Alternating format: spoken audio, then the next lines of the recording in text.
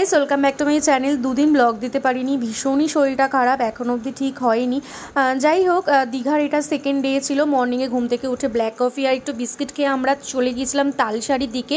এই রাস্তাটা আমার এত ভালো লেগেছিল জানো, ওখানে আমরা প্রায় আধা ঘন্টার উপরে দাঁড়িয়েও ছিলাম।